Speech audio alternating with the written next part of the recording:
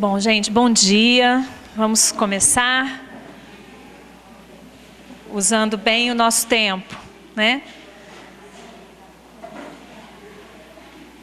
Bom dia a todos. Quero, primeiro me apresentar para vocês e dizer que é um prazer, né, poder estar aqui juntos e obrigado por escolherem participar, né, desse seminário, desse tema.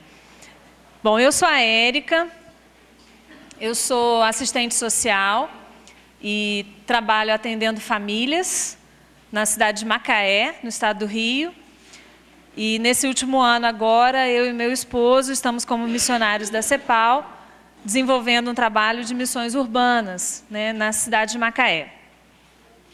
E trabalho com esse tema de finanças há cerca de 15 anos. E a minha paixão sempre foi números, né? Sempre foi trabalhar com números. Então, para que vocês entendam um pouquinho, né, de como que eu cheguei até aqui, o meu primeiro vestibular, né, quando eu fui, época de adolescente, para fazer vestibular, eu escolhi fazer matemática, faculdade de matemática. E aí entrei, fiquei 2 meses na faculdade e comecei a entender que não era ali o meu lugar, né? Porque eu não queria ser professora de matemática. E eu falei, não, eu não quero ser professora de matemática. Minha mãe era professora de matemática. Eu falei, não, eu não quero ser professora de matemática. E aí, então, deixei a faculdade e aí fui pensar que outra área eu poderia seguir. E aí escolhi psicologia e fui fazer faculdade de vestibular para psicologia. Não consegui passar no vestibular de psicologia. E fiquei muito frustrada com isso. E aí, na época, já trabalhava na cidade de Macaé e aí buscando, né, o que poderia fazer. E aí tinha, então, em Campos, o curso de serviço social. E aí eu fui fazer serviço social, porque eu poderia ir e voltar todos os dias, mas não que fosse a minha identificação. E, para surpresa minha, Deus vai conduzindo a gente, né, e direcionando. E eu me apaixonei pelo curso. Então, eu sou assistente social por, hoje, convicção, né? Então, eu gosto do trabalho que eu faço, do trabalhar com pessoas, trabalhar com gente. E depois de um tempo, então, eu terminei a faculdade e aí comecei num trabalho já em outro estado. E comecei num trabalho. E a necessidade maior daquele meu trabalho, com as pessoas que eu convivia e atendia, era a parte de orçamento. Então, eu comecei a estudar, né, sobre como ajudar as pessoas a organizar o seu orçamento, a sair de situações de dívidas, né, a conseguir resolver os seus problemas financeiros. Então, tem mais ou menos 15 anos que eu trabalho nessa área. Depois fiz uma especialização em terapia de família e aí comecei a entender como que a família funciona em função do dinheiro, né? Ou como que o dinheiro permeia ou circula nas relações familiares. Então, eu fui entendendo como que Deus foi conduzindo e direcionando o meu gosto pela matemática, pelos números, o meu prazer em trabalhar com pessoas, com famílias, né? E hoje, então, eu posso atender famílias, né, nas questões de relacionamento e também na questão de finanças. E como fruto de tudo isso, de estudo e de trabalho, surgiu então o livro Dinheiro nas Relações Familiares, que foi lançado agora em março, né? Então eu trouxe, estou aqui com alguns exemplares, depois no final, se vocês tiverem interesse, né, está aqui à disposição, a gente pode conversar também um pouco sobre o livro. O que eu vou falar hoje aqui está no livro, né? Então é um resumo do que está aqui. O livro eu preparei e montei pensando, né, em ajudar pessoas, ajudar famílias. Então, é um material que ele pode também ser utilizado em grupos de estudo na sua igreja. Então, ao final de cada capítulo, tem algumas perguntas para discussão em grupo, para reflexão. Então, e a gente já está pensando, né, junto com a CEPAL, em transformar mesmo num material de curso. Mas hoje, no formato que ele está, você já pode utilizar. Eu trabalho também, né, nessa área de finanças, não só no atendimento às famílias, mas também com cursos. Então, se você depois tem interesse em levar o curso para a sua igreja, né, eu posso ir montar um trabalho de um final de semana, né, eu já estou com algumas coisas, alguns momentos agendados, então será um prazer poder estar na sua igreja, né, abençoando ali famílias nessa área de finanças, que é um tema que por muito tempo a gente não falou dentro da igreja, né? A gente não fala de dinheiro, é como se fosse ainda um segredo, um tabu, né? A gente não diz para o outro quanto que a gente ganha, né? Então é ainda algo assim meio secreto. E falar de dinheiro na igreja era como se fosse algo meio que proibido, né? Até para falar de dízimo, às vezes a gente fica constrangido, né? Então, a gente pode hoje, né, ter esse espaço de conversar sobre o dinheiro e ensinar as pessoas. E, para surpresa, né, nossa, quando a gente começa a estudar sobre o dinheiro na Bíblia, a gente identifica que existem mais de 2.300 versículos bíblicos falando sobre o dinheiro. Então, o quanto Deus se importa, né, com esse assunto, o quanto Deus quer nos ensinar também sobre esse assunto. Então, eu sou a Érica, sou casada com o Daniel, e nós estamos, né, juntos num trabalho missionário de missões urbanas na cidade de Macaé, desenvolvendo ali um pouco do que Deus tem colocado também no nosso coração para trabalhar com as pessoas, certo? Bom, vamos lá. Então, o que a gente vai falar hoje aqui? Eu vou falar tanto sobre o dinheiro quanto sobre a família, né? E juntar as duas coisas, né? Não são coisas separadas, mas são muito importantes e a gente vive isso no dia a dia. Vocês vão verificar por quê. Primeiro eu quero começar falando sobre a família. Como que normalmente é a nossa vida em família? Funciona como um ciclo, né? Uma roda. Como que acontece? Primeiro nós nos casamos e nasce o primeiro filho. A inauguração da família, ela acontece com o nascimento do primeiro filho. Até esse momento, né, enquanto nós não temos filhos, nós somos apenas um casal, com ideias diferentes, valores diferentes, princípios diferentes, que trouxemos das nossas famílias, certo? Aquilo que nós recebemos, nós levamos para o casamento. Quando nasce o primeiro filho, é um momento em que a gente precisa parar para pensar e falar, e agora? O que a gente vai ensinar, né? O que a gente vai repassar para os nossos filhos? Como que a gente vai juntar agora os meus valores, os meus princípios, os meus hábitos com os seus, né? E dessa forma, então, é quando inaugura a família, quando a gente começa a pensar como família, como um sistema, como um grupo que vai dar continuidade ali. E em relação ao dinheiro, né? Esse é um valor. Como que nós lidamos com o dinheiro? Marido e mulher, né? Como que nós vamos ensinar isso para os nossos filhos? De que forma que a gente vai repassar esses conceitos e valores em relação ao dinheiro? Além disso, ter filhos também requer ter dinheiro, né? Quanto custa ter um filho? Quais os gastos, né? Quem aqui tem filhos sabe do que eu estou falando, né? Então, a gravidez, preparar o enxoval, preparar o quarto, e se preocupar com escola, saúde, né? Todas as necessidades, né, dos nossos filhos ao longo aí do tempo. Então, tudo isso, o dinheiro está ali presente. E aí os filhos crescem, né? A gente vive a infância dos filhos, a adolescência dos filhos, e aí os filhos saem de casa. Vocês já ouviram falar na fase do ninho vazio? Talvez alguns aqui estejam vivendo essa fase, né? os filhos já foram ou estão saindo, né? Nós temos 2 filhos adolescentes. A Cleo tem 17 anos e o Caio, que completa 15 agora no próximo mês. E estamos já começando a viver esse momento, né? Minha filha faz o vestibular no final do ano e já com a possibilidade de sair de casa, né? E a gente já fica, o coração fica ali apertado, né? Como é que é isso, os filhos saírem? E aí o casal volta a ficar sozinho, né? Volta a ficar só como casal, como era no início, antes de terem os filhos, né? E aí, como é que vai ser isso agora, ser 2 novamente, né? Se antes a casa estava cheia, as conversas, o diálogo era em função dos filhos, das preocupações, das alegrias, dos problemas, né? Das crises, tudo o que acontece ali, mas em função dos filhos.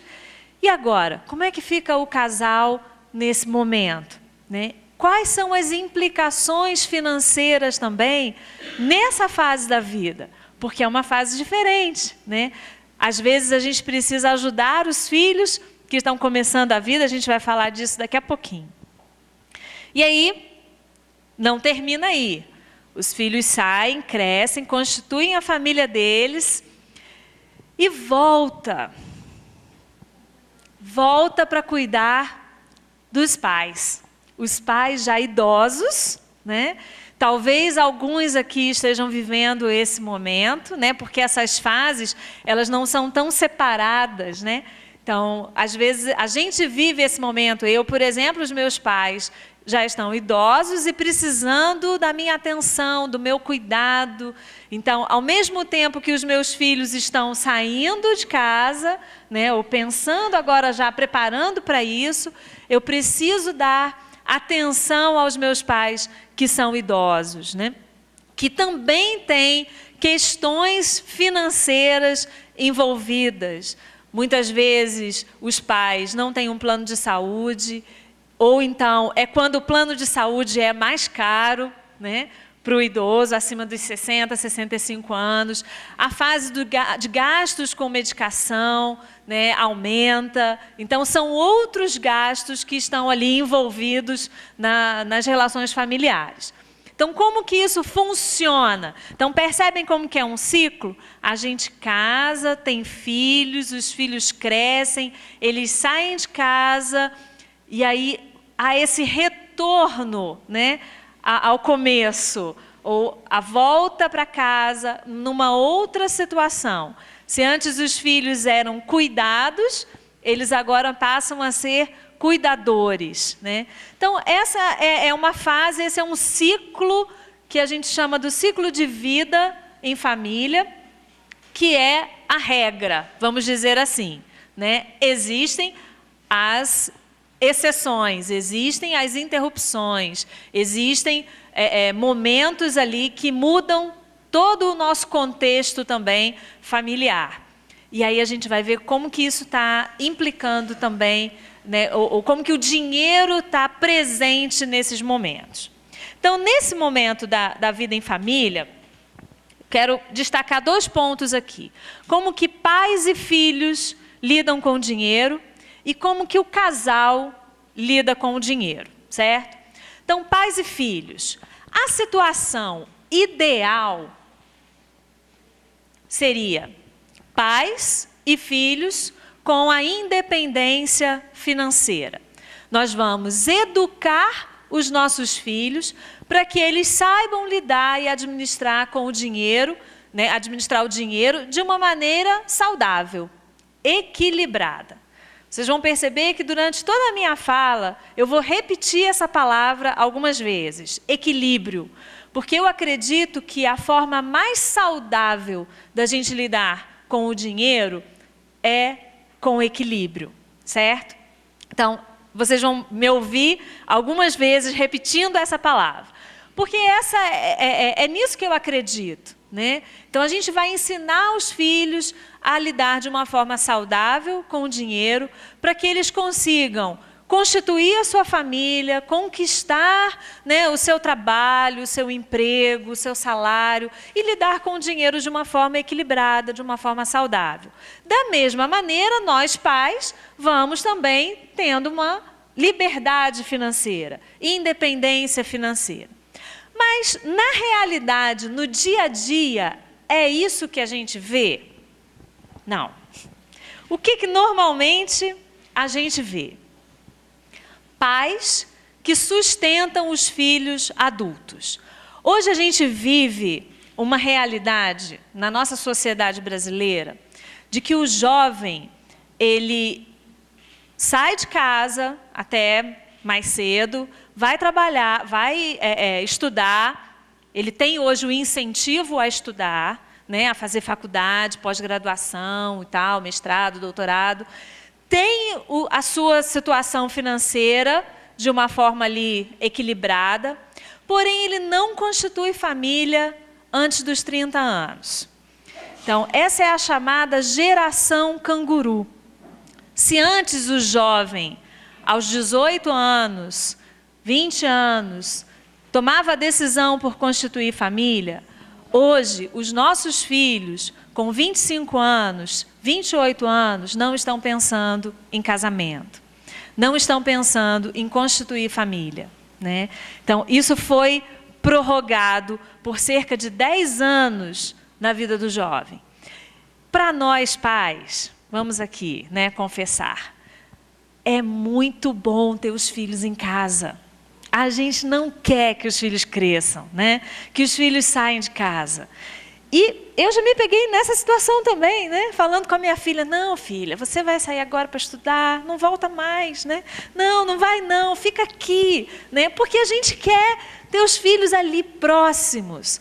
E a gente acaba incentivando e mantendo os filhos financeiramente. E aí a gente fala para os filhos, não, eu já estou separando uma poupança para a sua faculdade, né? Já estou me organizando, nós bancamos, nós sustentamos vocês, né? E aí, será que a gente está sendo saudável, né? Ao invés de incentivá-los a crescerem, a amadurecerem e a buscarem a sua independência financeira, ou a gente está mantendo os filhos perto da gente, né? Então, essa é uma questão para a gente pensar. Qual tem sido a nossa atitude, né? De ajudá-los a crescer ou impedi-los, né? E segurar um pouquinho, porque para a gente também é conveniente, para a gente também é agradável, certo? Então, essa é a situação que a gente tem visto dos nossos jovens. E eu posso dizer que eu tenho encontrado, né, no consultório, no atendimento a várias famílias, adultos, pessoas já casadas há 10 anos, mas que não conseguiram se posicionar profissionalmente, financeiramente e continuam na dependência dos pais.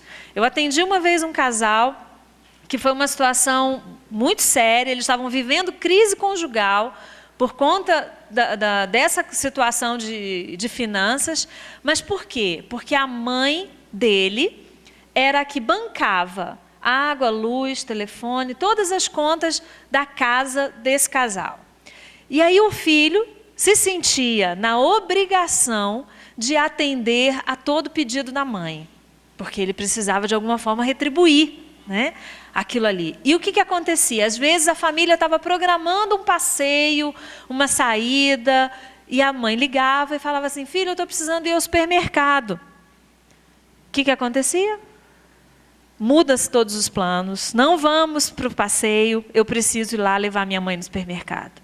Porque, afinal de contas, é ela que paga as minhas contas, né? E como isso estava atrapalhando aquele relacionamento conjugal e familiar, né? Então, percebem como que o dinheiro pode atrapalhar e muito o relacionamento? Né? Então, eu costumo dizer que o dinheiro ele funciona como um cordão umbilical invisível, né? Então, nós precisamos cortar esse cordão e liberar os nossos filhos, deixá-los crescer, deixá-los amadurecer, né? E construírem a sua independência financeira.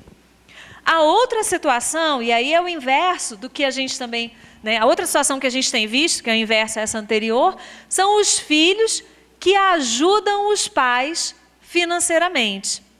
Então, os filhos que já saíram de casa, e aí talvez essa seja a situação de alguns de nós, né, que os pais não se organizaram na aposentadoria, até porque na época dos nossos pais o que se falava de aposentadoria era só a previdência social, né, do governo, e muitos dos nossos pais foram aposentados recebendo um salário mínimo, né, e justamente no momento que o plano de saúde é mais caro, que tem um gasto maior com remédios, muitos não tiveram casa própria, né, e ainda precisam manter com um aluguel.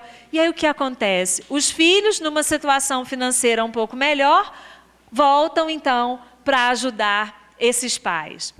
Eu atendi uma senhora de 50 e poucos anos e ela estava vivendo um momento muito crítico, né? Ela tinha sido casada e o marido não permitiu que ela trabalhasse na vida, né? Não, você não vai trabalhar, você não precisa trabalhar, você vai ser dona de casa, mãe, vai cuidar aqui da nossa casa. Ótimo.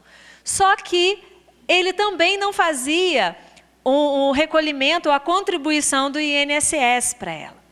O que aconteceu? Chegou no momento da vida do casal, que eles tiveram uma crise, esse marido sumiu, foi embora, né? Abandonou a família, foi embora e ela ficou com 50 e poucos anos, sem trabalho, sem INSS, e ela não sabia trabalhar. E como que com 50 anos, hoje, na sociedade brasileira, a gente entra no mercado de trabalho? Não entra. É muito difícil. E ela começou a fazer alguns trabalhos manuais para sobreviver, e aí os filhos precisaram, sim, né, dividir ali todas as despesas da mãe para ajudar na manutenção. Então, mais um exemplo, percebem como que o dinheiro está ali presente na vida da gente e às vezes a gente não se dá conta de quanto que é importante uma organização financeira, um planejamento financeiro, né, com a família como um todo.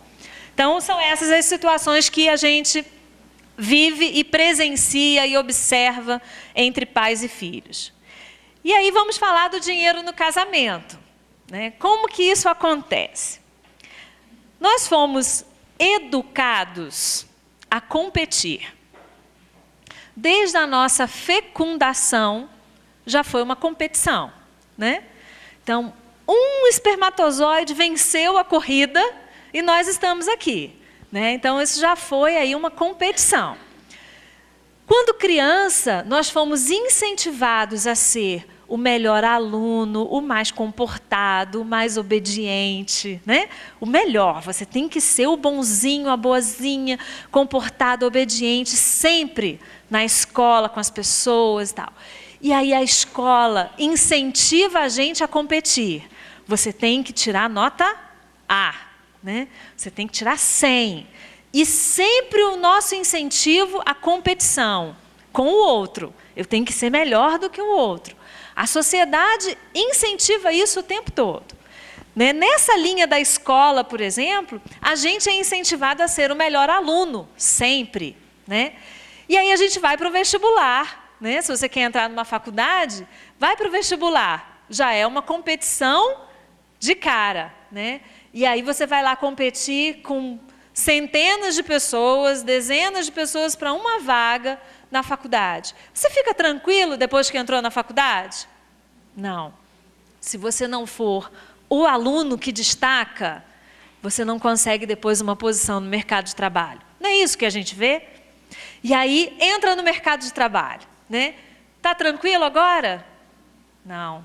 Você precisa ser excelente, ser o melhor no mercado de trabalho. Senão vem outro e pega o seu lugar, toma o seu lugar. Então, olha como que a gente é incentivado o tempo todo a competir. Só que a gente vai para o casamento e aí vem a ideia da cooperação. Como que eu vou cooperar se eu só sei competir?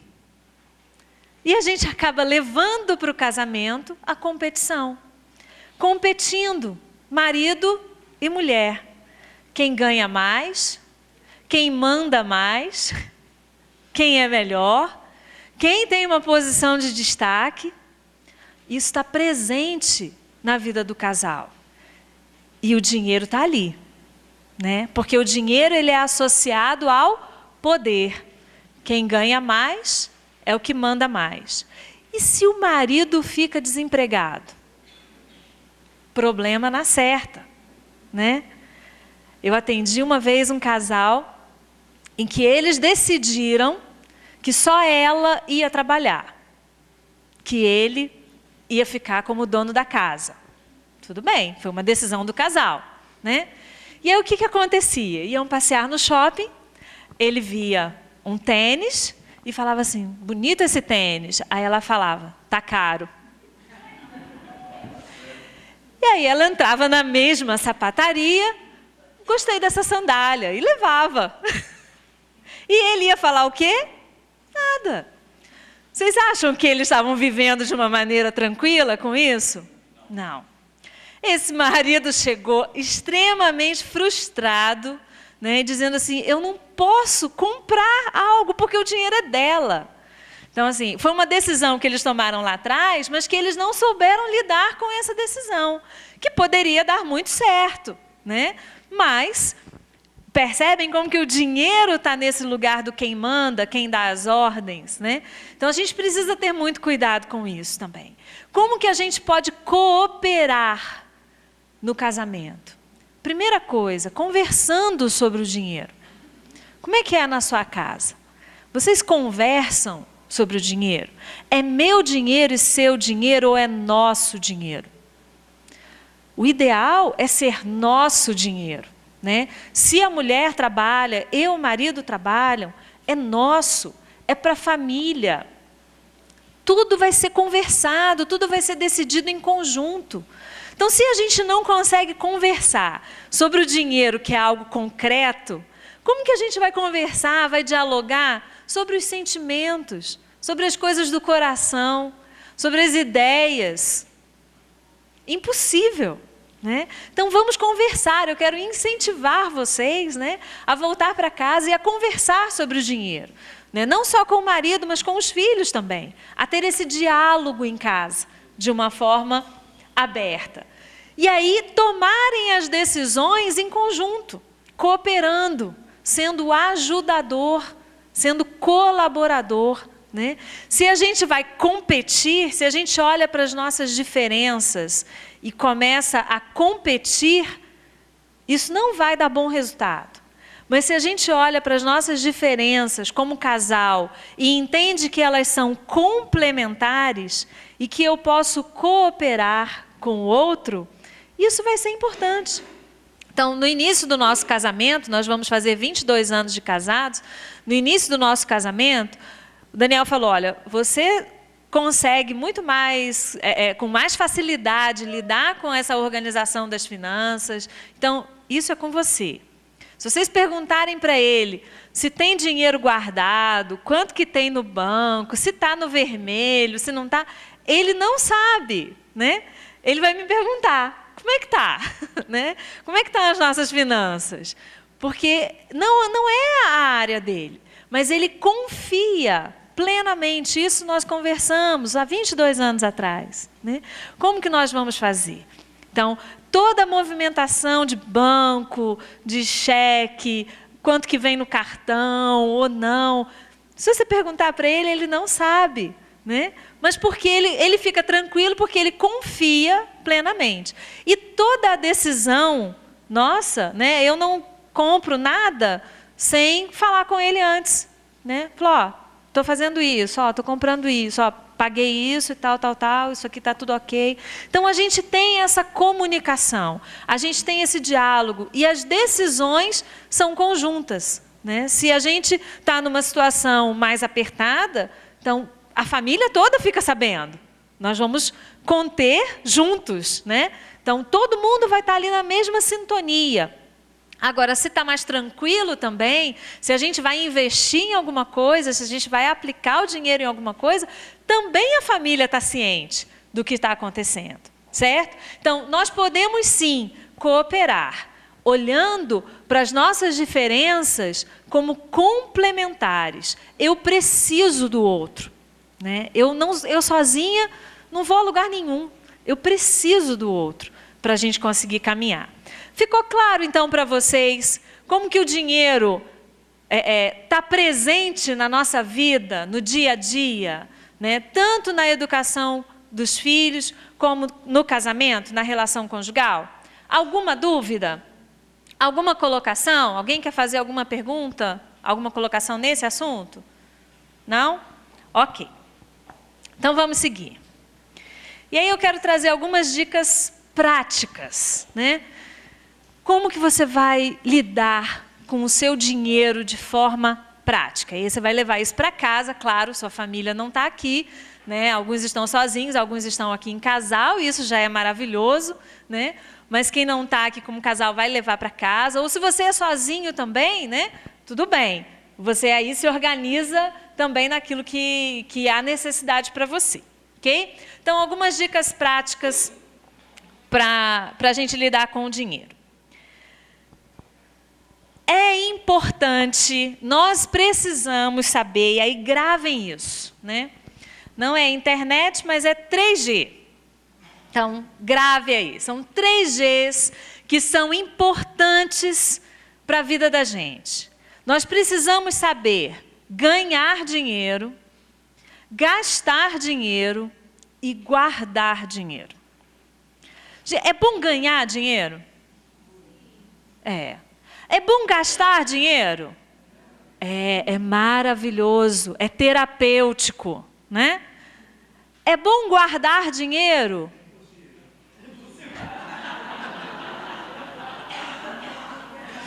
Você vai ver que é possível. Vou te convencer até o final que é possível, certo? Então, é fundamental guardar o dinheiro. Então, são 3Gs. Às vezes, a gente dá prioridade a um só, né? Vamos ganhar, ganhar, ganhar, ganhar, ganhar. E a gente passa 24 horas do nosso dia preocupado em como que a gente vai ganhar dinheiro. Outras pessoas priorizam só o gastar, né? Vamos gastar, gastar, gastar, porque é bom, né? Eu falei aqui com as meninas antes. Hoje foi um dia, assim, fundamental para essa palestra, porque nós temos a tarde livre, né? E nós vamos para Monte Sião, vamos para algumas cidades aqui da Redondeza, né? Gastar dinheiro. Vocês vão me encontrar lá, com certeza, né? Eu gosto de dizer isso para as pessoas. Gente, vocês vão me encontrar no supermercado, vocês vão me encontrar no shopping. Por quê? Porque eu gasto dinheiro, né? Não é proibido gastar dinheiro, gente. Qual é o problema? Gastar de forma desequilibrada. Esse é o problema, é o desequilíbrio, né? O consumo faz parte da vida da gente. A gente vive numa sociedade que é capitalista, que vive do consumo. Agora, o perigo é o consumismo, certo? Então, existem pessoas que têm uma doença que é chamada de oneomania, que é a compulsão pelas compras. A compulsão por gastar dinheiro. Esse é um problema sério, que precisa ser tratado, sim, com terapia, com medicação, da mesma forma que tem a compulsão pelo álcool, que tem a compulsão pelas drogas, que tem a compulsão pelo trabalho, certo? Então, é uma sede insaciável. A compulsão é esse vazio que nada preenche, né? Que fica ali. Então, isso precisa ser tratado, sim, porque algumas pessoas se envolvem em dívidas e dívidas altíssimas por conta dessa doença, ok? Então, é preciso de atenção e de cuidado. Ah, então quer dizer que se eu vou às compras, eu tenho essa doença? Não. Tá? São vários critérios, várias coisas que a gente avalia para poder dar esse diagnóstico, ok? Então, não é porque você vai às compras que você tem a oneomania. Não é isso, certo? Agora, são vários pontos que a gente avalia para poder dar esse diagnóstico. Então, fique tranquilo ou então fique atento, né? Será que eu tenho esse problema? E aí, observar então e buscar ajuda, ok? Mas o gastar dinheiro é bom. Então, eu não quero aqui falar para vocês, não gastem, né, com nada. Sejam mão fechada, né? Como que é, Keila? Dá o tchauzinho de mão fechada, né? Isso também é ruim, certo? Isso também é prejudicial. A gente precisa ter equilíbrio. E o guardar dinheiro, eu vou falar mais para frente, vou convencer, né, a importância do guardar o dinheiro. Então, vamos lá. Primeiro passo. Dica prática. Quem aqui faz um orçamento familiar mensal, por escrito? 1, 2, 3, 4, 5, 6, 7, 8, 9, 10. 10 pessoas. É pouco. Que bom, parabéns para vocês que fazem, né? Os outros que não fazem, eu quero incentivá-los a fazer. O que acontece quando a gente fala de fazer um orçamento por escrito? A primeira coisa que a gente pensa assim, eu ganho pouco. O que eu ganho, se eu for colocar no papel, não vai dar certo, né? Outra coisa, é chato. E assim, é chato anotar, né? Mas pode ser menos chato? Pode, ok? Existem pessoas que têm o hábito de anotar tudo que gasta. Né? Comprou uma Coca-Cola, anotou ali. Esse hábito, quem tem, eu respeito, tá? Não questiono, ok, continue dessa forma. Agora, se você não tem o hábito de anotar nada, começar a anotar diariamente tudo que você gasta, você vai fazer no primeiro dia, você vai fazer no segundo, no terceiro você já abandonou. Porque é chato e a gente esquece. Então, o que eu quero orientar vocês a fazer? Faça por mês. Quais são os compromissos que você tem no mês? E aí eu vou te ensinar aqui a fazer esse orçamento mensal, ok? Agora, tem algumas coisas que a gente não sabe para onde que vai o dinheiro, né? Quando você troca uma nota de R$50, o que acontece? Some, não sei onde que eu gastei, perdi dinheiro, me deram o troco errado, me roubaram, aconteceu alguma coisa aqui que eu não sei o que foi, sumiu. Se a gente anota diariamente, a gente sabe aonde que vai, ok? Então, como exercício prático, façam isso por um mês, ok? E aí você vai saber aonde que está indo esse dinheiro que você troca. E aí você já consegue ter uma previsão no seu orçamento desses gastos, certo? Por exemplo, com padaria. Quanto que você gasta com padaria por mês? Não tenho noção. Então, vamos fazer uma conta rápida aqui. Não sei na sua cidade como que é, mas em Macaé, uma família média aí, né? Um casal com 2 filhos, gasta de R$2 a R$3 de pãozinho.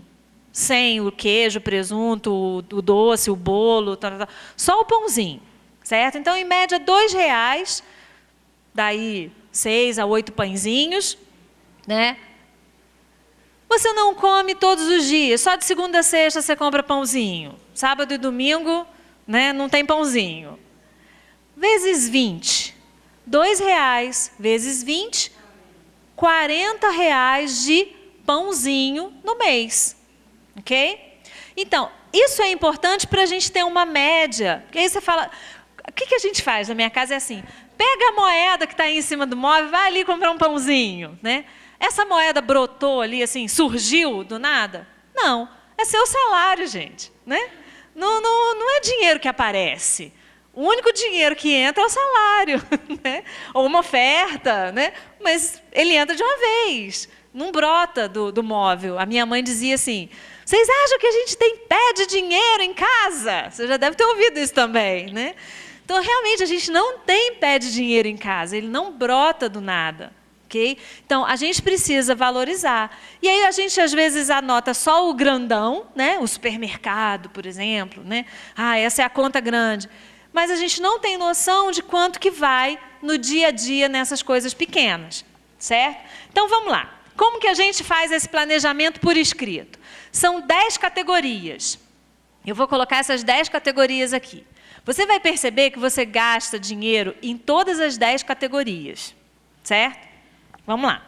Primeira categoria, se quiser anotar aí, pode anotar. Se depois você tiver com um pendrive e quiser copiar a apresentação também, pode copiar aqui no final. Você vai colocar, então, no seu orçamento, todos os gastos que você tem com a casa, com o prédio, moradia. Então, entra o quê? Água, luz, telefone, empregado, IPTU, condomínio, aluguel, financiamento da casa. E aí, todos os gastos que você tem com a estrutura física, certo? Manutenção, algum móvel que você comprou para casa. Então, entra aqui. Segunda categoria. Alimentação. Então, supermercado, açougue, sacolão, lanche, padaria, restaurante, tudo que gasta com comida entra numa outra categoria. Saúde. Quais são os gastos que você tem com saúde? Plano de saúde, farmácia, dentista, o médico particular, academia, todos os gastos da sua família com saúde.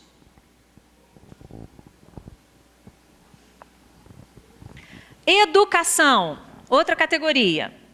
E aí, talvez, se os seus filhos já saíram de casa, você já não tem mais gasto com mensalidade escolar, você não está fazendo nenhum curso, talvez essa, né, possa ser cortada aí do seu orçamento. Tá? Mas se você tem filhos ainda em idade escolar, ou mesmo você está investindo em você, no seu marido, na sua esposa, né? Então, o que entra na educação? A mensalidade escolar, uniforme, material, os cursos de inglês, cursos de informática, a aula de violão, de teclado, de bateria, certo? Entra aqui da parte de esportes, né? Aula de futebol, de balé, dos filhos, então entra toda nessa parte de educação. Lazer. Qual é a opção de lazer, ou quais são as opções de lazer que vocês fazem como família? Rede Globo. Tem coisa melhor, querido. Uma sessão de cosquinha é mais barata e mais interessante, né? Mas qual é o grande erro quando a gente está fazendo um orçamento? Se a gente estiver numa situação de dívida, a gente vai pensar o quê? Corta o lazer. Esse é o erro. Não podemos cortar o lazer. Nós podemos reduzir em todas as categorias um pouquinho, inclusive no lazer, ok? Podemos buscar opções de lazer que são de graça, né? Ou mais baratas, certo? Então, a gente não pode deixar de descansar e de se divertir. Senão, o gasto com saúde vai ser maior, porque a gente vai ficar doente. Se a gente não descansar e se a gente não rir, a gente vai adoecer. Então, nós precisamos também buscar saúde, né? Então, está ali associado à saúde, o lazer. Então, pensem, você tem o hábito de alugar filmes para assistir em casa com os filhos? Se esse é um hábito de alugar todos os dias, todo final de semana, passe a alugar 2 finais de semana no mês, né? Reduz. Ou então busca opções. Quais as opções na sua cidade que tem, né, de lazer, de recreação, que são de graça ou que são com um custo menor? Okay? Ou mesmo uma sessão de cosquinha, né? Vamos rolar na cama, guerra de almofadas, sabe? Essa coisa do contato ali com os filhos, brincar, vamos jogar bola com o filho, vamos estar esse tempo ali juntos. É um tempo em família, é um tempo de aproximação, né? De estar junto, de estar perto, ok? Pode até ser assistir a televisão, né? Um bom filme, um bom programa. E a gente pode selecionar também, né, o programa que a gente vai assistir, certo? Mas a gente utilizar, né, esses momentos para a saúde da família, ok? Então, lazer está ali, não pode ser cortado. Transporte. Quais são os gastos que você tem com o transporte? E aí, tudo que diz respeito ao carro, moto, bicicleta, né, qual for o seu meio de transporte. E aí entra o quê? Financiamento, combustível, IPVA, consórcio, manutenção. Quem tem carro sabe que dá trabalho, né? Tem gasto. Então, tudo que envolve ali. Transporte, se é passagem de ônibus, de metrô, qual é o gasto que você tem com transporte?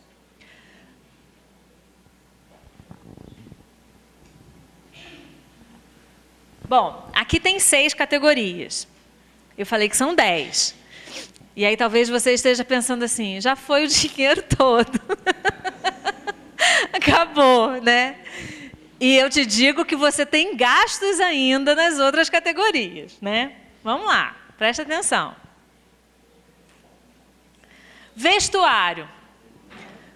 E aí entram quais são as despesas, né? Com roupa, calçado, acessório. Bom, deixa eu defender as mulheres agora.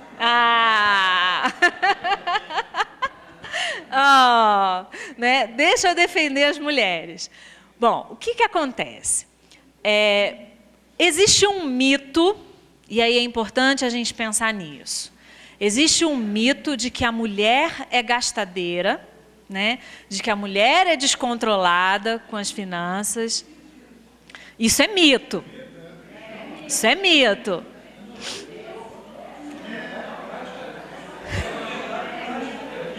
É verdade prática, não é mito, não? Todos os dias. Ok, à tarde nós veremos isso. Bom, deixa eu falar um pouquinho. Tá lá no transporte, né? Pois é, o que acontece?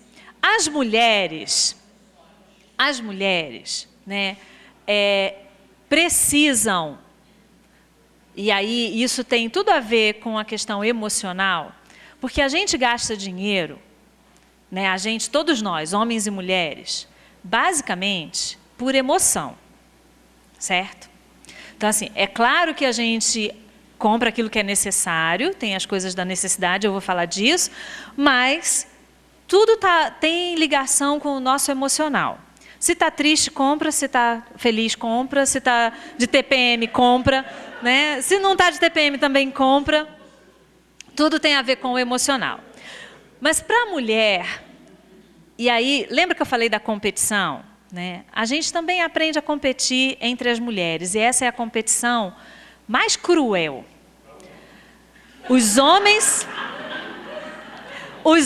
competem entre si e as mulheres competem entre si, certo? Então, deixa eu dizer como assim.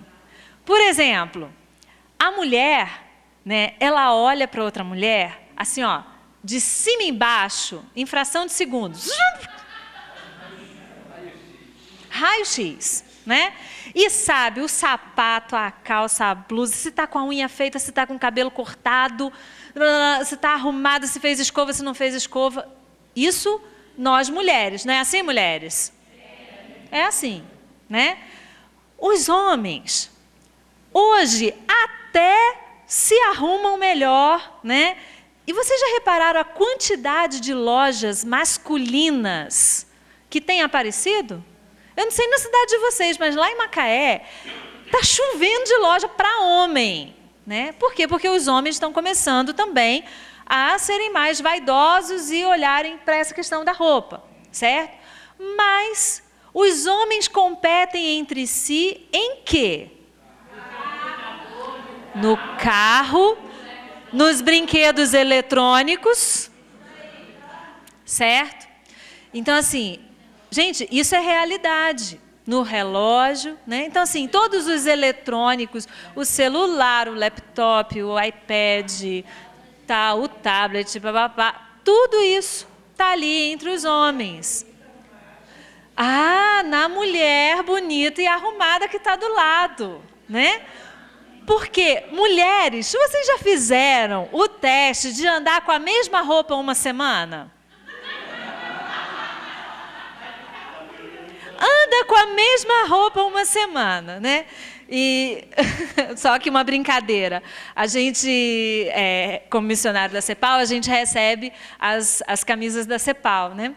E vem para um encontro desse, a gente está trabalhando como equipe e tem que estar sempre com o uniforme. Eu falei, gente, não dá certo, né? Esse negócio de estar o tempo todo com aquela blusa, uma semana, eu falei, nem eu consigo me olhar mais, né? É só pegar 10 camisas. Pois é, mas não temos isso, irmão. Ainda não temos isso, né, Tim? Nós vamos chegar lá um dia, quem sabe, né? Mas ainda não temos isso. Então, assim, essa experiência, né, de andar com a mesma roupa, vai chegar uma hora que o seu marido vai falar para você assim, por que você não tem outra roupa para vestir, não? Você só tem essa? Vai comprar uma roupa lá, né? Por favor, né? Aí, Márcia, uma dica, viu? Ó. Você tem que comprar outra roupa, né? Então, a importância, né, da gente olhar para isso, para essa coisa da competição. E aí eu estou falando aqui por conta do vestuário. É um mito, certo? Porque se você conversar com a sua esposa sobre a situação financeira, ó, voltando lá atrás, se a gente está falando da cooperação, do diálogo, se isso é conversado e se a sua família está vivendo um momento que precisa conter despesas, eu tenho certeza que a sua esposa vai ser a primeira a deixar de comprar qualquer coisa. Certo? Porque nós temos esse lugar da ajudadora, da colaboradora, né? Deus nos fez com essa função, né? Então, esse é o nosso papel. Agora, se você tem um problema, uma doença da compulsão, busca ajuda, busca tratamento, ok? Certo? Então, ficou claro por que é mito? Joia, nós somos ajudadoras. Nós somos mulheres valorosas que Deus colocou ao lado de vocês, homens. Tá bom? Então, quero valorizar esse lugar da mulher também. E nós somos equilibradas. Nós somos equilibradas no gasto, né? E muitas até vão dizer assim, quando a gente vai às compras, a gente compra para o filho, para o marido, para o neto, para a casa. A última coisa que a gente compra é para a gente, né? E a gente acaba abrindo mão disso, certo? Então, aqui fica a minha defesa às mulheres, né? Quando eu dou essa palestra para um auditório só masculino, é tão engraçado, porque eu moro na cidade de Macaé. Eu moro... Apaga só um aí, que eu acho que é o do meio, se não me engano. Não. Aí, joia, só para ficar mais fácil aqui. Quando eu dou essa palestra, né, eu moro na cidade de Macaé, trabalho na cidade de Macaé e dou palestras para as empresas também, né, as empresas da área do petróleo. E, basicamente, é um público masculino. Então, quando eu falo disso, né, para um auditório só masculino, vocês imaginam, eu falei, gente, que ironia, né? Eu venho aqui, uma mulher, dizer para os homens, né, como organizar as suas finanças e ainda defendo as mulheres. Olha só, que coisa, né? Deus é maravilhoso, né? E faz isso com a gente e coloca a gente também num lugar de honra, né? De dizermos que nós somos capazes, sim, de organizarmos as finanças de uma forma saudável. Só mais uma coisinha. Existe um livro que é Mulheres Boazinhas Não Enriquecem. Um livro fantástico, né? Que fala justamente desse lugar da mulher. Porque a mulher, ela não foi ensinada a pensar em números. Números é coisa de menino. Matemática é coisa para homem. Exatas, raciocínio lógico é coisa para homem. A mulher não foi ensinada a isso, na nossa sociedade, na nossa cultura. Por isso, muitas vezes, a gente tem sim dificuldade de lidar com os números, certo? Mas eu quero dizer que é possível, né? Então, assim, eu estou aqui para dizer para vocês, eu comecei a faculdade de matemática, não concluí por opção, né? Não dei continuidade por opção, mas hoje eu entendo o lugar da gente poder pensar, né? E fazer contas, né? E trabalhar com números e lidar com os números. E tudo que a gente faz bem feito. Não é verdade? Vamos lá. Outra categoria, e aí essa é a 8ª, dívidas. Bom, essa categoria é a única que pode não existir no seu orçamento, certo? Vamos trabalhar para isso, né? O que são dívidas? Dívidas são os pagamentos em atraso. Então, vocês viram lá que já entrou água, luz, telefone, supermercado, combustível. Isso não é dívida. São compromissos que nós temos mensalmente. Precisamos nos organizar para isso, ok? Dívida é aquilo que a gente está atrasado, que a gente não pagou. Então, se eu não paguei a conta de luz e tem 2 meses sem pagar, eu corro o risco de cortar a minha luz, mas isso é uma dívida, ok? E aí ele precisa entrar ali. O cartão de crédito, né? Ali, por exemplo, está cartão, empréstimos e empréstimos a terceiros. O cartão de crédito, se você usa o cartão de crédito e paga a fatura integral, isso não é dívida, certo? E aí você pode ou criar uma categoria só para o cartão ou desmembrar. Como que você gasta o seu cartão? Ah, é com combustível, é com supermercado, é com roupa, é com material de educação?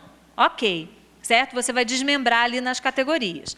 Mas o que está ali de cartão é aquele valor que você não pagou, né? Ou se você pagou o mínimo, aí virou dívida, e uma dívida feia, né? Porque o juro do cartão é o juro mais alto que existe, certo? É mais alto do que o juro de empréstimo bancário, é mais alto do que o juro do cheque especial. Então, ele precisa ser combatido logo de cara, primeiro. Então, se você está em dívida no cartão, renegocie a sua dívida o mais rápido possível.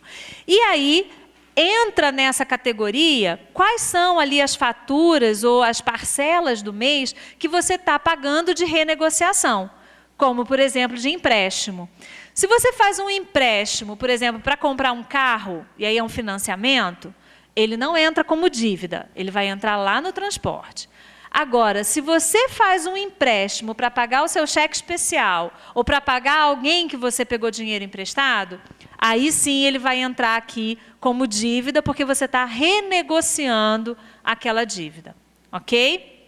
E aí a gente pode enxugar em todas as categorias para a gente direcionar para pagar as dívidas. Esse é o segredo. Então, eu vou enxugar em moradia, eu vou economizar em alimentação, eu vou economizar em vestuário, em lazer, em saúde, em educação, e vou direcionar uma parte para poder pagar as dívidas, certo? Vamos lá. Diversos. Tudo que não entrou nessas outras categorias, entra aqui em diversos. E aí, entram cosméticos, cachorro, papagaio, presentes, né? Presentes. Gente, nós que vivemos no ambiente de igreja, toda semana tem um aniversário, né? Quem tem filho pequeno, toda semana tem um aniversário na escola. E antes a gente até podia levar uma bobaginha do R$1,99. Agora não dá mais, porque as crianças já não querem mais a bobaginha do R$1,99, né? Que acaba sendo descartável também, né? Um brinquedinho que dá ali para brincar meia hora e acabou. Então, são coisas que entram no nosso orçamento. Vem aí Dia das Mães, depois Dia dos Namorados, né? Dia dos Pais, todas as datas comemorativas, Dia das Crianças, né? Todas as datas comemorativas que nos fazem também gastar, fora os aniversariantes, né? Que todo ano nós fazemos aniversário. Então, como que entra aqui? E aí falo do cachorro, porque quem tem cachorro em casa sabe que dá despesa. Na minha época de criança, cachorro comia o resto da comida, né? No máximo, a minha mãe falava assim, vai ali no açougue e pede lá o açougueiro para dar um pouco de pelanca, né? Que tiver lá, né? O bofe e tal. E ela dava uma ferventada e jogava para o cachorro comer. Hoje, se o cachorro comer comida, dá dor de barriga. Né? Não é verdade? Tem que ser uma ração. E se for uma ração barata, ele também rejeita. Né? Até o cachorro já está ali mais elitizado. E aí existem todos os gastos, né? O cachorro vai para o pet shop toda semana, tudo mais. Ando e tudo. Eu não tenho, gente, eu não tenho nada contra cachorro. Eu tenho cachorro, gosto do meu cachorro, ele dá despesa, né? O que eu estou dizendo aqui? Não estou dizendo que você não tem que ter cachorro em casa, não. Pode ter o cachorro. Agora, o que acontece? Precisa entrar ali no seu orçamento as despesas que você tem com o cachorro, ok? Então, teve um casal que eu estava atendendo na semana passada e ela falou assim, pois é, ela gasta lá R$100 de ração com cachorro. E aí eu não posso levar meu filho no McDonald's para fazer um lanche. Então, tem alguma coisa errada. Né? O que está sendo prioridade aqui? Não estou dizendo que tem que levar o filho no McDonald's, mas se eu não posso sair e ter um momento de lazer com o meu filho, porque eu estou dando ração para o cachorro, opa, tem alguma coisa invertida aí. Tá bom? Então, só para a gente ficar atento, mas entra ali. Salão, né? Nós mulheres e homens também vamos ao salão, né? Cortar cabelo, fazer as escovas, unha e tal. Então, temos que deixar de fazer isso? Não. Agora, se você está numa situação de dívida, pense se é aí uma área que você pode reduzir, ok? Em todas as categorias nós podemos reduzir. Okay? Em todas as categorias a gente pode reduzir um pouquinho, se estamos numa situação de dívida. E aí a última categoria é a poupança, que precisa entrar no nosso orçamento. Okay? Eu vou falar daqui a 2 minutinhos sobre a poupança, segurem aí. Só gravem que ela tem que entrar como uma categoria no nosso orçamento também. Eu falo poupança de uma forma geral, mas pode ser qualquer tipo de investimento, de aplicação do dinheiro, uma forma de você guardar o dinheiro. Ok. Dízimo e oferta, a gente já tirou antes. Certo? Então, a primícia, né, eu tirei. A minha parte que cabe administrar, que são os 90%, aí está aqui. É o que cabe a mim, né? Já descontei, já tirei, certo? No meu orçamento, eu já não conto com o dízimo, né? Já não conto com os 10%, já separei. Oferta, e aí pode entrar no diversos, certo? Se é uma oferta esporádica. Agora, se já é uma oferta fixa, que você dá todos os meses, já sai antes, né? Eu já coloco lá junto, separado, né? Já separo do total. Os meus 100%, na verdade, são os 90%. Ok? Bom, como que eu faço quando eu atendo uma família? A primeira coisa, a gente monta o orçamento. Então, vocês vão fazer isso em casa. Depois, sentem, montem o orçamento. Gente, quem tem habilidade para montar uma planilha de Excel ou buscar uma planilha de Excel na internet, façam isso. Se essa é uma dificuldade para você, pega uma agenda velha, um caderno velho e monta em casa. Aonde você vai fazer não é o que importa, né? Não é o mais importante aqui. Crie o hábito de fazer isso por mês. Você vai ver aonde está indo o seu dinheiro. Certo? E aí aquilo que eu falei do exercício de um mês, de anotar tudo que gasta, né? Para essas coisas como combustível, padaria, lanche, essas coisas pequenas, aparentemente pequenas, mas elas vão no dia a dia, ok? E essa aqui dos diversos também, você vai identificar. Mas faça isso só como um exercício, por um mês. Depois de você identificar, você já tem ali uma margem. Eu já sei mais ou menos quanto que eu gasto ali naquele mês, certo? Os consultores financeiros trabalham com um percentual nessas categorias. E a partir de um estudo que eles fizeram, em média, o brasileiro gasta 20% com moradia, 20% com alimentação e 20% com educação. Então, 60% da nossa renda, da nossa entrada, está sendo consumido por 3 categorias. O transporte em cerca de 10% e as outras 5% cada uma. Então, faça depois esse cálculo no orçamento de vocês e verifiquem, se estiver muito fora, por que está fora? Né? Então, teve um período, por exemplo, que nós gastamos muito com educação. Os filhos estavam em escola particular, eu estava fazendo a especialização, meu marido também. Então, a gente estava tendo uma despesa muito grande com educação. E aí, da onde que nós tiramos? Nós redirecionamos das outras categorias, porque priorizamos a educação naquele período. Teve um outro momento em que a gente estava construindo a nossa casa.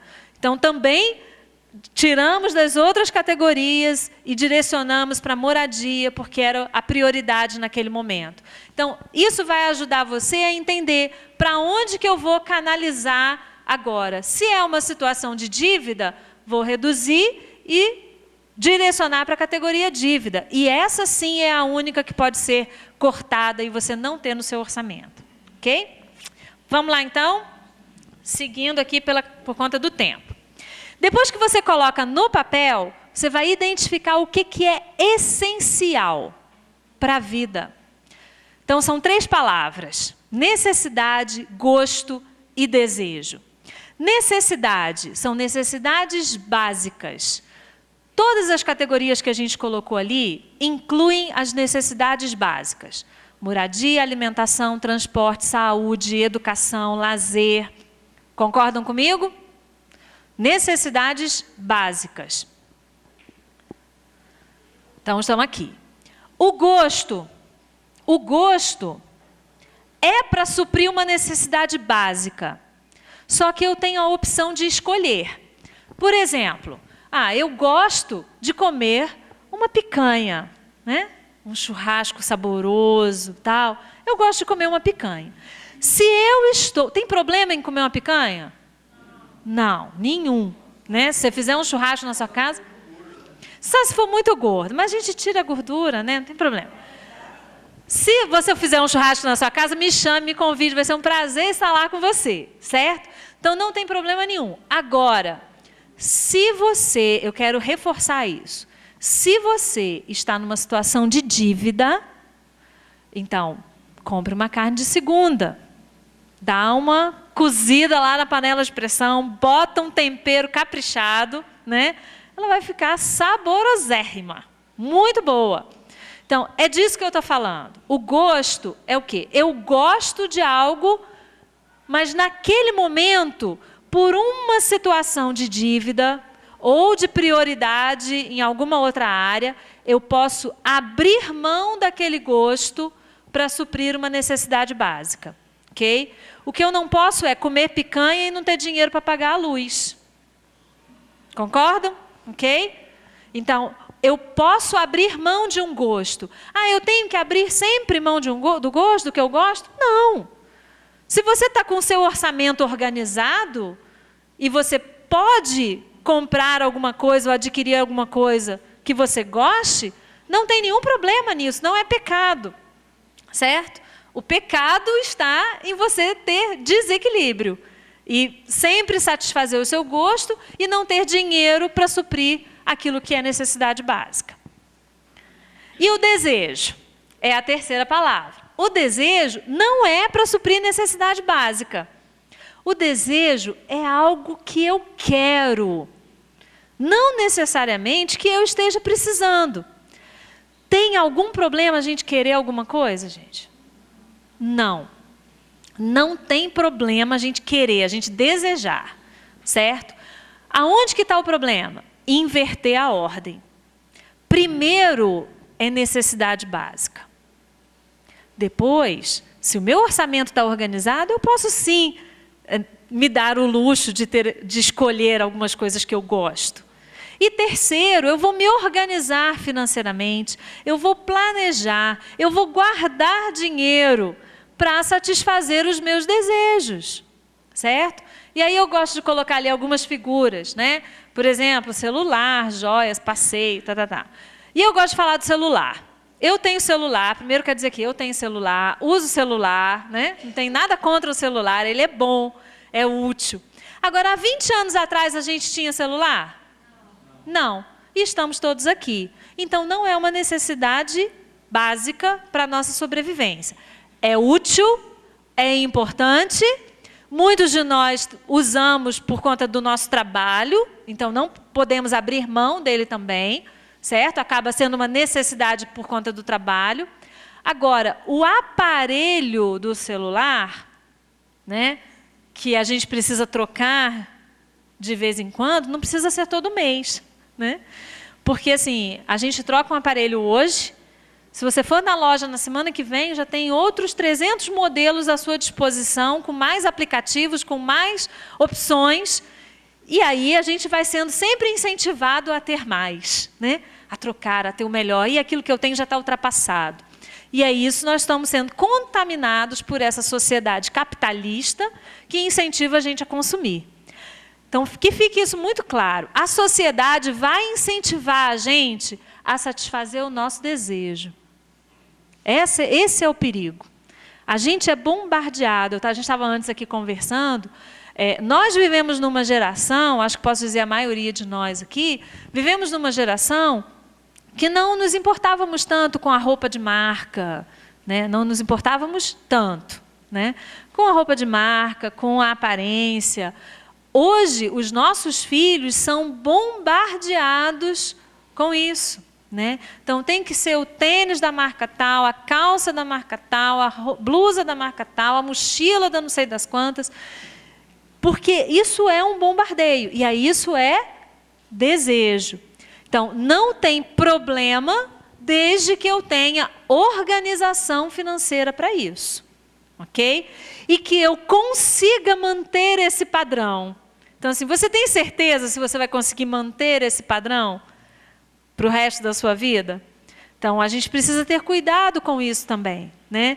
Jesus fala para a gente de uma vida simples, de uma vida de simplicidade. Então, se eu busco manter um padrão de simplicidade, eu estou sendo obediente ao que Deus coloca para a gente também como princípio de vida. Bom? Então, vamos lá. Todo planejamento financeiro começa com a definição de metas.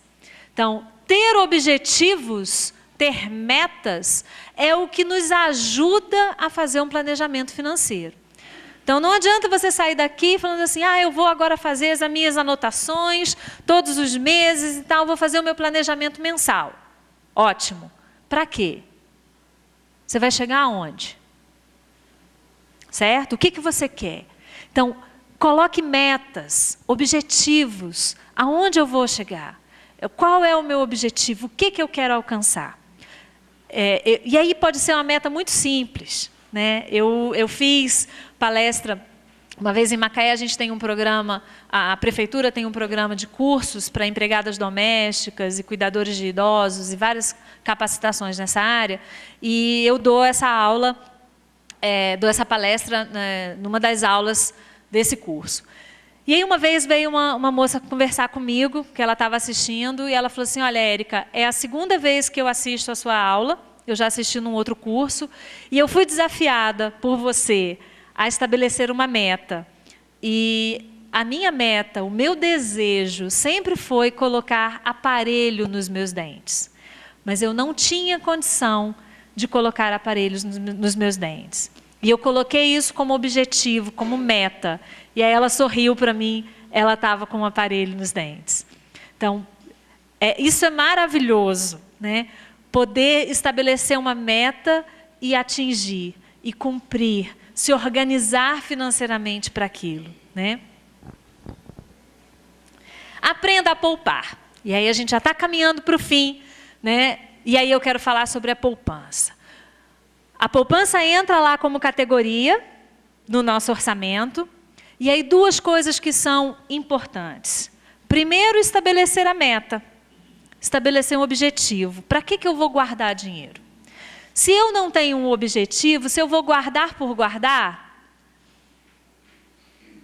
não faz sentido. Na primeira oportunidade eu raspo tudo e gasto. Primeiro desejo, limpo a poupança e vai embora. Então eu preciso ter um objetivo. Que seja para colocar um aparelho, que seja para trocar de carro, que seja para construir a casa, ou para fazer uma viagem, ou para dar um presente para alguém, mas estabeleça uma meta, né? Ou até mesmo para ter uma reserva. Os consultores financeiros dizem que nós precisamos ter, é importante a gente ter de reserva, em média, cerca de 3 salários nossos, né? Então, se você ganha 1.000, é importante você ter reservado 3.000 para uma situação de emergência, né? Se você fica desempregado, ou se você precisa ajudar alguém, ou tem uma situação de doença, ou de viagem inesperada. Então, você tem ali cerca de 3 meses de salário reservado. Então, essa é uma orientação. E essa pode ser uma das suas metas. Eu quero ter essa reserva para uma situação de emergência. E não mexer nessa reserva, certo? Então, o objetivo. Segundo, criar o hábito. Se eu tenho um objetivo, fica mais fácil eu criar o hábito, né?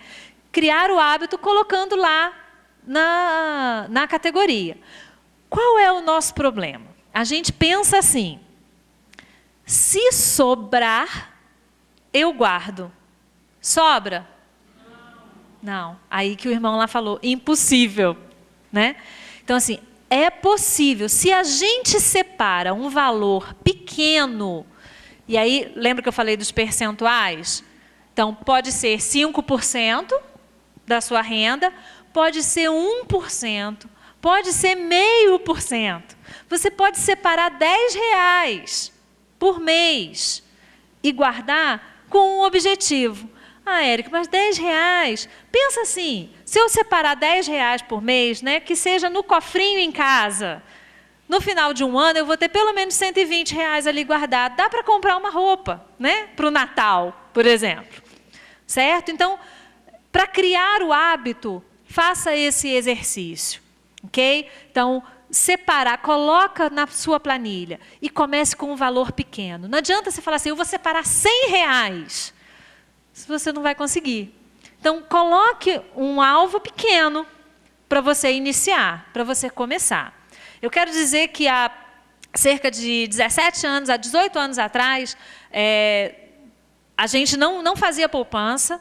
E eu fui surpreendida quando um casal, amigo nosso, missionários, e eles falaram assim, nós temos X na poupança. E eles ganhavam muito menos do que a gente ganhava. Eu falei, como assim vocês conseguem? E aí, essa foi uma dica que eles passaram. A gente tem o hábito de poupar. A gente separa R$5 todo mês. E eu falei, R$5 e tal. E aí a gente começou a organizar as nossas finanças. E nós começamos a fazer o nosso orçamento e ver aonde que estava indo dinheiro além do que deveria ir. E separamos. Não, nós vamos separar aqui um valor todo mês para colocar na poupança. E aí eu estou falando para vocês assim, de um tempo depois, né? Não foi de uma hora para outra, mas cerca de 10 anos depois disso, nós conseguimos comprar o nosso terreno, conseguimos construir a nossa casa, né? Aí você pergunta assim, vocês estavam guardando muito dinheiro? Não era isso. Era um valor pequeno, mas nós criamos o hábito. E aí assim, veio qualquer valor a mais, poupança, né? Qualquer coisa que sobrasse, e aí, gente, sobra, né? Sobra. E aí a gente jogava na poupança e a gente foi conseguindo, então, conquistar. E entendendo que Deus é o Deus que provê, é o Deus que cuida, é o Deus que sustenta e que não deixa faltar. Deus não tem deixado faltar na minha casa. Eu tenho certeza que na sua também não. Aquilo que é necessidade básica, aquilo que é fundamental para a nossa sobrevivência, Deus não deixa faltar. E Ele dá até além. Às vezes Ele supre os nossos gostos e os nossos desejos, né? Então Deus é maravilhoso, porque Ele nos permite até ter os desejos, né? Senão Ele tirava isso da gente. Senão Ele simplesmente falava assim, você não vai ter mais desejo, não. Mas Deus permite isso, mas para a gente lidar com isso de uma forma saudável. Poupar é adiar o consumo presente, visando um consumo maior no futuro. Eu posso abrir mão de alguma coisa agora, com um objetivo maior lá na frente. Certo? Convenci vocês a poupar? Amém? Joia! Graças a Deus. E eu quero fechar com esse slide aqui, que é algo que Deus tem colocado no meu coração há algum tempo, que é em relação à aposentadoria. Eu já trabalhei com a preparação de aposentadoria de funcionários de uma empresa. E eu comecei a perceber o quanto que isso, no meio dos pastores, é complicado. Na minha família tem pastores, eu sou esposa de pastor, o meu sogro é pastor, então eu sei um pouquinho, né, do que vive um pastor e uma família de pastor. Todos nós, como profissionais, associamos a quem nós somos aquilo que nós fazemos, né? Então, a nossa profissão, quando a gente se apresenta para o outro, e você trabalha em quê? Né? Você é da onde? Tem alguns lugares a gente liga, quero falar com fulano. Fulano da onde? Né? Tá, associa você ao seu trabalho, aquilo que você faz. E para o pastor, isso é mais difícil ainda, porque para o pastor não é só uma profissão, é uma vocação, é uma missão, né?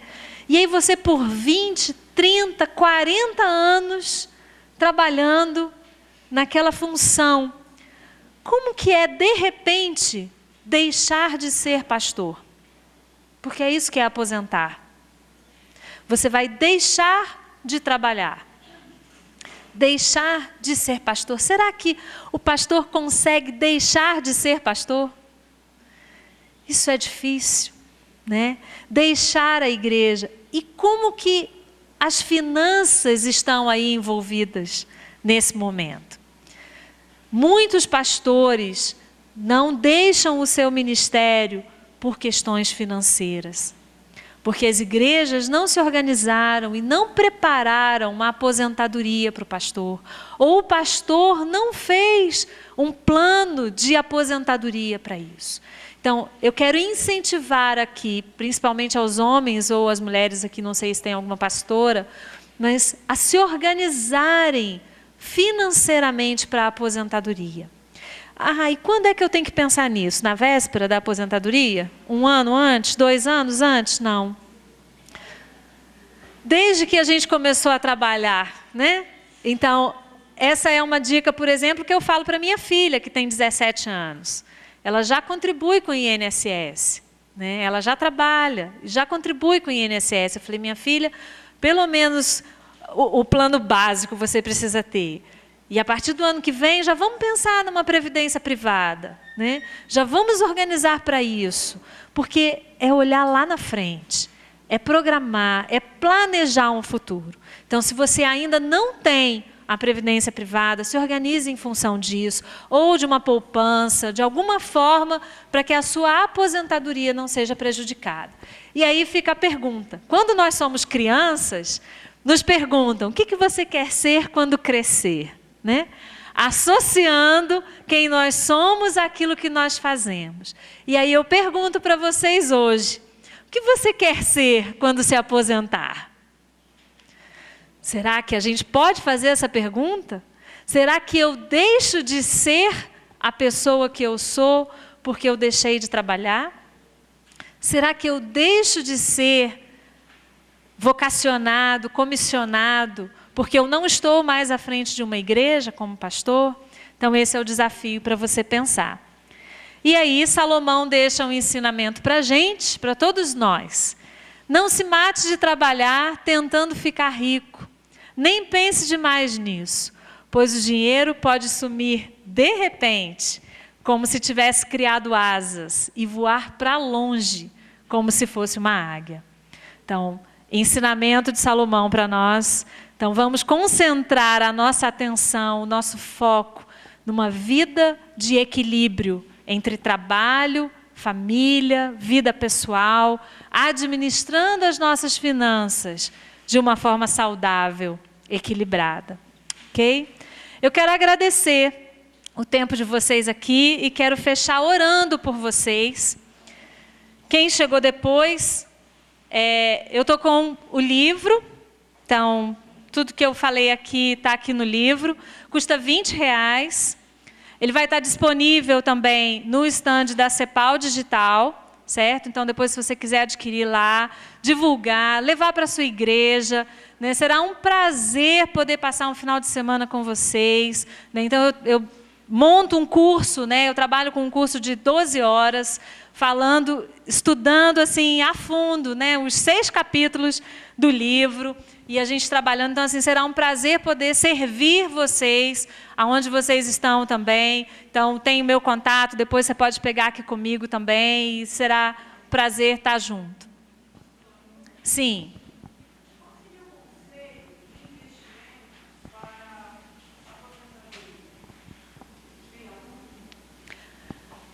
Dependendo da idade, né, o plano de previdência privada, quando a gente começa 18, 20, até 30 anos, a gente paga uma parcela menor por mais tempo para adquirir a aposentadoria.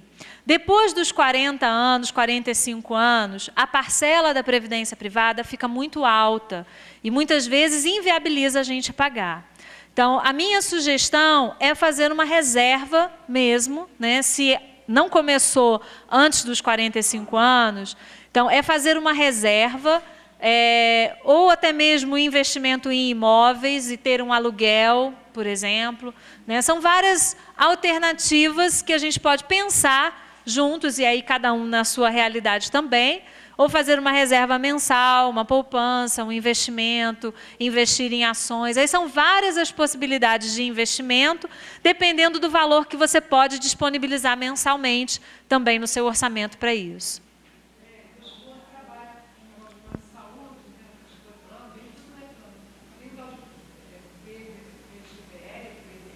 VGBL, PGBL.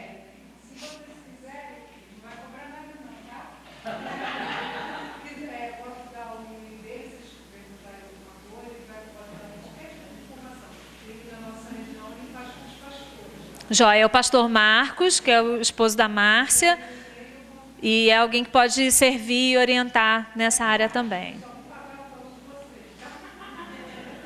Ok? Alguma pergunta a mais? A gente ainda tem 4 minutos aqui. Alguma pergunta a mais? Sim.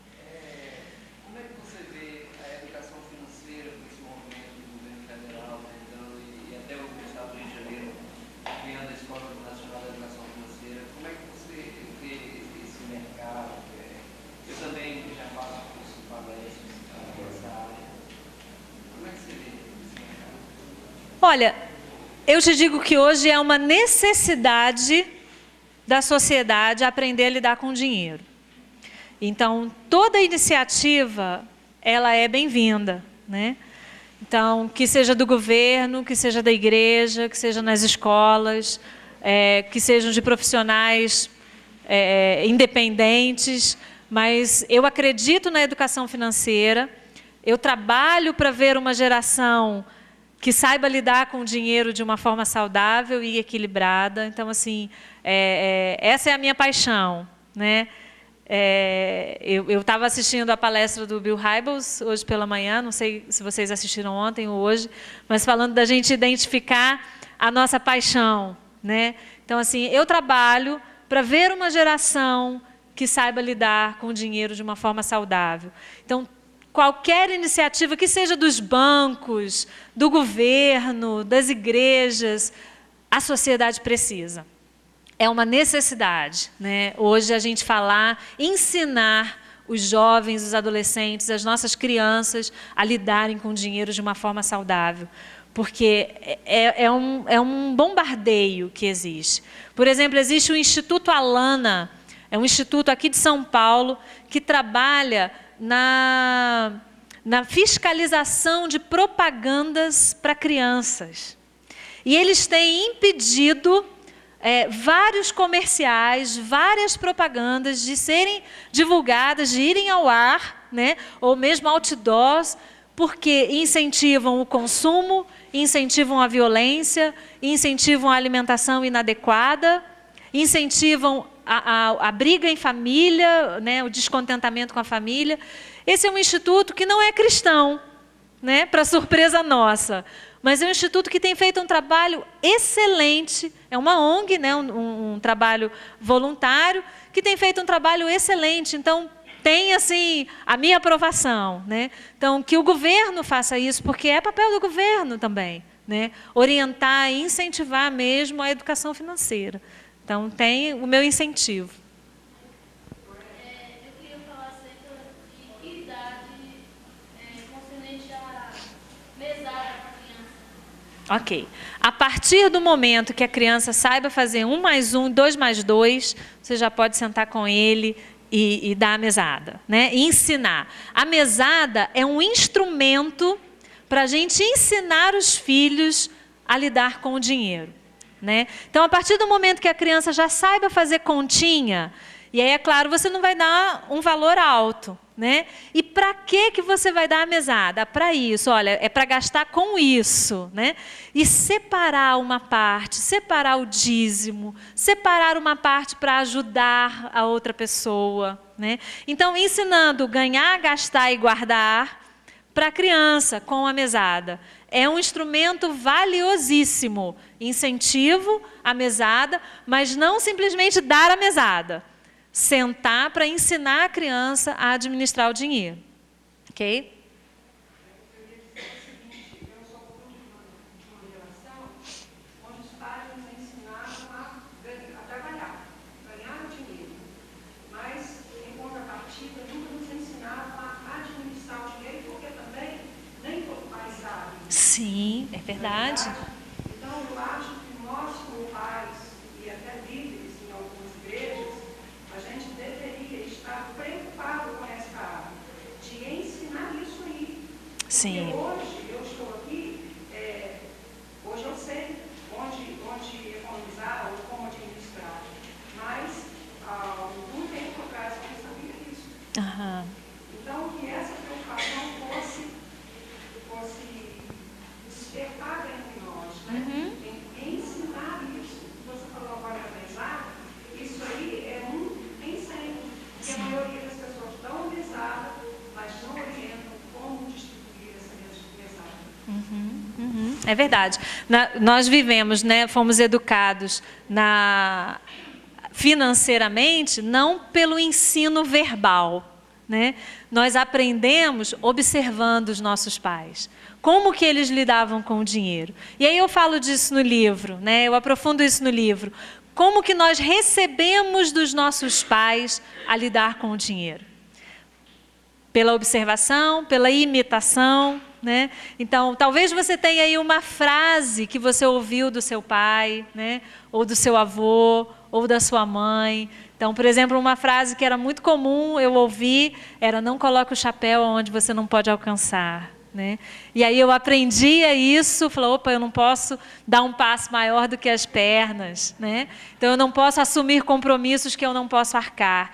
Isso em relação a finanças, né? Então, a família fala do dinheiro, só que isso não foi de uma forma sistemática, didática, né? Vem cá, senta aqui que eu vou te ensinar. Hoje nós podemos fazer isso, porque hoje nós temos consciência disso. Os nossos pais não faziam, não era por mal, mas é porque eles não sabiam mesmo, não tinham consciência disso. E até porque falar do dinheiro era algo proibido, era algo secreto, né? A gente não sabia quanto que o pai ou a mãe ganhavam, né? A pecado, a maldição, a coisa suja, certo? Então, assim, eu falo tudo isso no livro, né? Não dá em 1h30 a gente aprofundar, mas será um prazer para mim estar na sua igreja e aprofundar num seminário de 12 horas e aí a gente aprofunda todas essas partes, tá bom? Gente, um bom restante de congresso para vocês também. Deus abençoe.